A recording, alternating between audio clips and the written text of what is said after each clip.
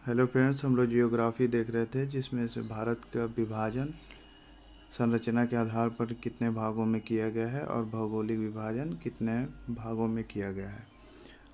उसी श्रेणी को भौगोलिक विभाजन में हम लोग उत्तरी पर्वतमाला में देख रहे थे। तो इसमें चलिए हम लोग आगे देखते हैं कि भारत के पर्वत क्या है। उससे पहले कुछ छोटी छोटी जानकारियाँ देख लेते हैं, तो वो चलिए आगे की तरफ देखते हैं। सबसे पहले है कि पहाड़ी क्या होती है। पहाड़ी जो है जिसकी ऊंचाई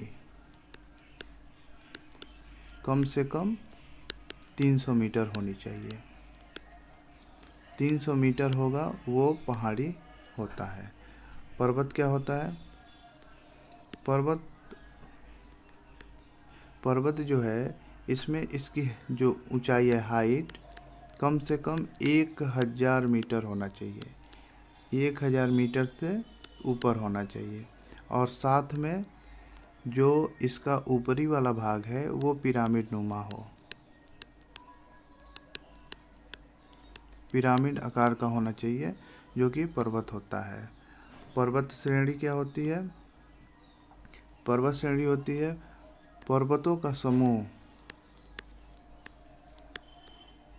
पर्वतों का समूह, और साथ में सेम एज के होने चाहिए, सेम एज के होने चाहिए, तो वो पर्वत श्रेणी में आते हैं। फिर पर्वत श्रृंखला क्या होता है? पर्वत श्रेणियों का ही जो पैरेलल होता है, पर्वत श्रेणियों का जो पैरेलल समांतर जो पर्वत श्रेणियाँ होती हैं उन्हीं को पर्वत श्रृंखला कहते हैं।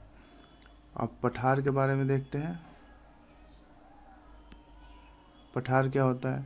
पठार वो है जो ऊपरी भाग जो होता है वो समतल होता है, ऊपरी भाग, और साथ में तीव्र ढलान होता है।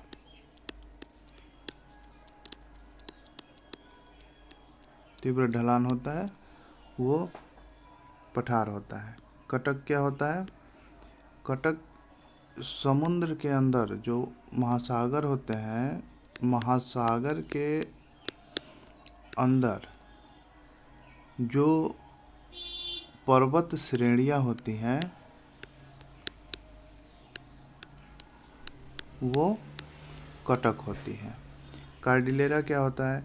ये होता है, ये अनियमित कार्डिलेरा होता है, अनियमित पर्वत। कार्डिलेरा अनियमित पर्वत होता है। चट्टान क्या होता है? चट्टान जो सबसे ऊपरी वाला जो सतह है पृथ्वी पर, सबसे ऊपरी सतह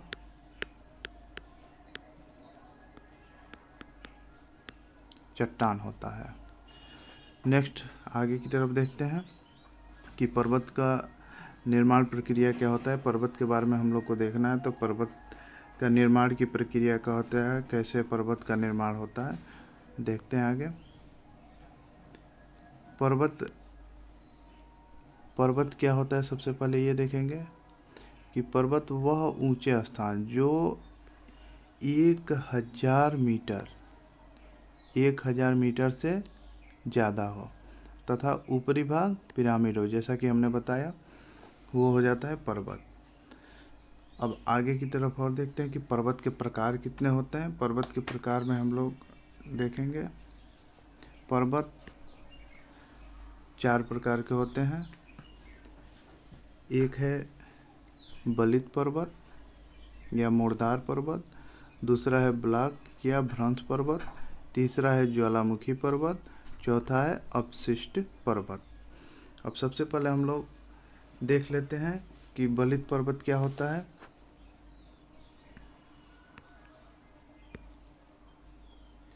बलित पर्वत कहिए या मुर्दार पर्वत कहिए। बलित पर्वत में खास बात क्या है, इसमें अनेक बलन होते हैं या बलन या मोड़ होते हैं। इसमें ये देखा जाता है कि इसमें जो बलन होता है यानी मोड़, जैसे पर्वत ये बनता है तो इसमें काफ़ी मोड़ होते हैं, क्योंकि ये नवीनतम होते हैं। ये भी ध्यान देना है, ये नवीनतम पर्वत होते हैं। यह प्लेट विवर्तनिक सिद्धांत से इनका निर्माण होता है। प्लेट विवर्तनिक के बारे में हम लोग आगे देखेंगे। अब आगे कुछ महत्वपूर्ण जानकारी के लिए, पृथ्वी का 7 से 100 किलोमीटर की जो गहराई होती है उसे स्थल मंडल कहा जाता है।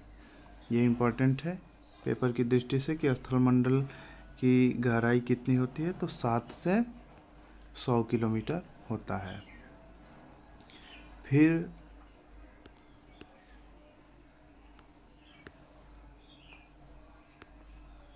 स्थल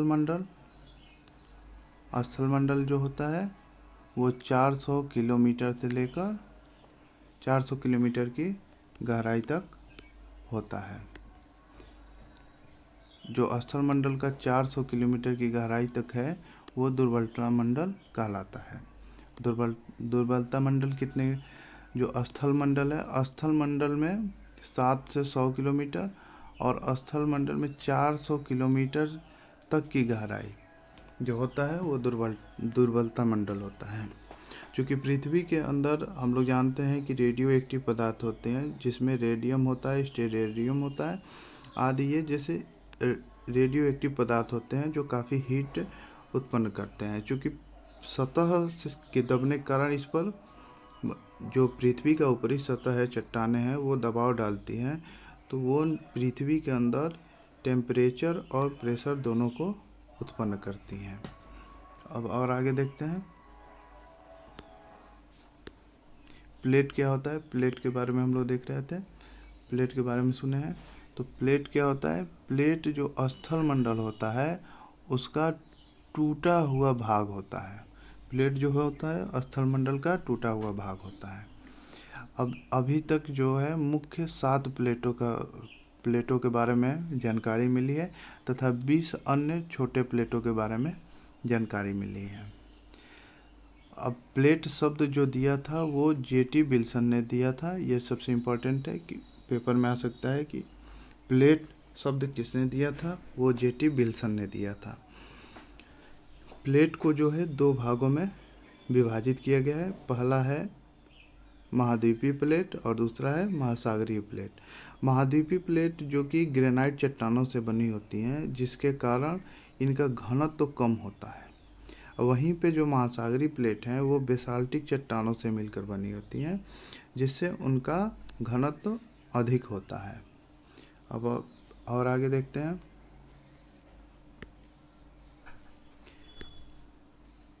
प्लेटों की गतियाँ कैसे होती है। प्लेटों की गतियों में प्लेट जो है संवहनीय धाराओं के कारण होता है। जो प्लेट की जो मूवमेंट होती है वो संवहनीय धाराओं के कारण होता है। चूँकि मैग्मा गर्म होता है, जिससे ऊपर की तरफ मैग्मा उठता है और संवहनीय धाराओं से प्लेटों का मूवमेंट होता है। एक एग्जाम्पल देखते हैं, जैसे हम लोग इधर एक ये नजका प्लेट मान लीजिए है और ये ऊपर से आपका हो जा रहा है दक्षिण अमेरिका प्लेट। ये हो गया दक्षिण अमेरिका प्लेट और ये हो गया नजका प्लेट। अब क्या हो रहा है, अब इसमें देखेंगे कि नजका प्लेट के ऊपर महासागर है, तो ये महासागर का जल इसमें भरा है।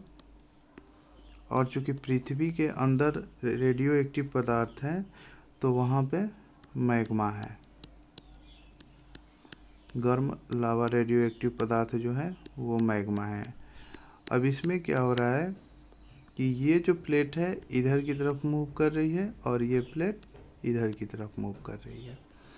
अब चूँकि ये महासागरीय प्लेट है और नजका प्लेट जो है महासागरीय प्लेट है और दक्षिण अमेरिका प्लेट जो है ये महाद्वीपीय प्लेट है, तो महासागरीय प्लेट ये नीचे है और ये ऊपर हो जाती है।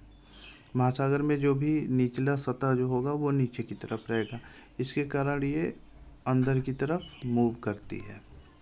अब ये अंदर की तरफ मूव करती है तो मूव करने के कारण यहाँ पे जब टकराव होगा तो यहाँ पे पर्वत बनेंगे।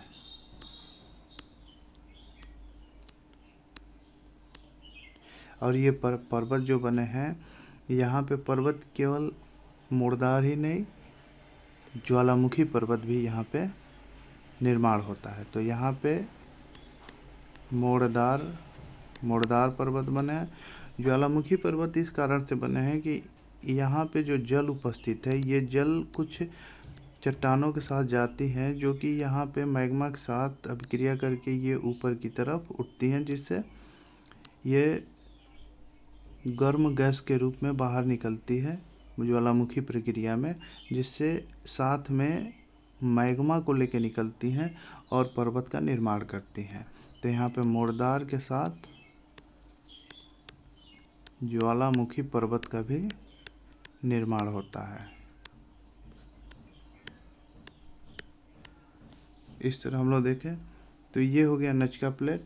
ये एंडीज पर्वत का ये जो पर्वत निर्माण हुआ है, ये मुख्य रूप से एंडीज के बारे में बता रहे हैं। जो एंडीज पर्वत है, एंडीज पर्वत का निर्माण कैसे हुआ है उसके बारे में बता रहे हैं।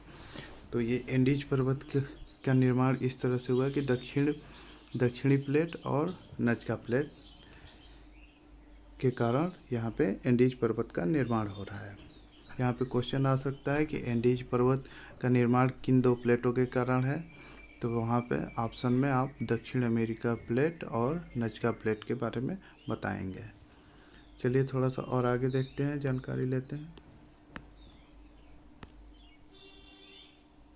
देखिए वही चीज़ बताए हैं कि क्या होता है, मैग्मा संवहनीय धाराओं में बनना, यानी उसमें संवहनीय धाराओं के रूप में ऊपर की तरफ आती हैं। स्टेप सेकेंड में है कि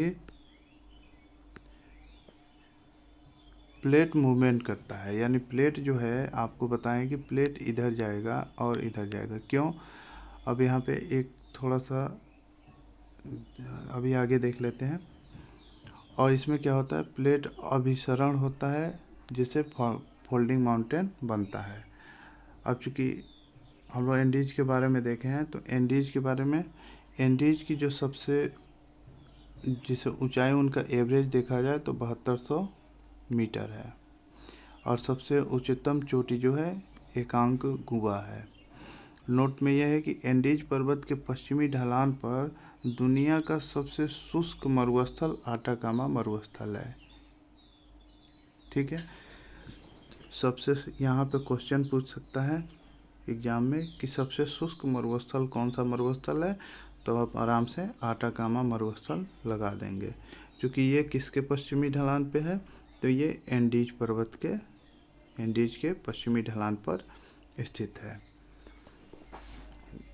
देख लेते हैं कि अभिसरण और इसके बारे में हम लोग अभिसरण और अपसरण के बारे में अगले वीडियो में हम लोग देखेंगे कि अभिसरण में कैसे प्लेटें मूव करती हैं। थोड़ा सा समझा देते हैं। जो नजका प्लेट बना है, नजका प्लेट में जो एंडीज पर्वत बना है, तो ये नजका प्लेट है और ऊपर की तरफ दक्षिण अमेरिका प्लेट है। अब यहाँ पे हम लोग देखेंगे कि जो नजका प्लेट है ये अंदर की तरफ मूव कर रहा है। यहाँ पे मैग्मा भरा हुआ है और यहाँ पे ऊपर की तरफ जल भरा हुआ है। अब इसमें हम लोग देखेंगे कि ये प्लेट कैसे आ रही है। यहाँ पे कहीं न कहीं से मैग्मा ऊपर उठ रहा होगा तो जो मैग्मा ऊपर उठ रहा है तो ये कहीं न कहीं से उठा होगा। तो यहाँ से मान लीजिए कहीं से मैग्मा उठा है, ठीक। और ये मैग्मा उठ के कहीं न कहीं जाएगा तो एक भाग इधर चला जाएगा, एक भाग इधर आएगा। क्योंकि हम लोग जानते हैं कि प्लेट जो है मैग्मा के ऊपर तैरती है, तो ये ऊपर जाएगा। फिर इधर से भी कहीं से मैग्मा उठा होगा, तो ये कुछ इधर चली गई, कुछ इधर चली गई। तो जिसके कारण ये क्या हो रही हैं, ये आपस में टकरा रही हैं। और जबकि टकराएंगी तो या तो नीचे धंसेगा या ऊपर। क्योंकि ये प्लेट नीचे है तो ये इस पर ये प्लेट नीचे है तो ये इस पे दबाव डालेगा। तो दबाव डालने के कारण यहाँ पे एंडीज पर्वत का निर्माण होगा। और यहाँ पे जो संवहनी धाराएं हैं ये नीचे की तरफ मूव करेंगे। ये जो है मैग्मा नीचे की तरफ मूव करेंगे और फिर से ये इस साइड में चली जाएंगी। इस तरह मैग्मा का संवहनी धाराओं में प्रवाह होता है। इस प्रकार से प्लेट का मूवमेंट होता है। अब आगे की तरफ हम लोग नेक्स्ट वीडियो में देखेंगे कि ब्लॉक माउंटेन क्या होते हैं, भ्रंश पर्वत। अभी तक आपने चैनल को लाइक नहीं किया है तो लाइक करें और सब्सक्राइब करें, साथ में शेयर भी करें। Thank you.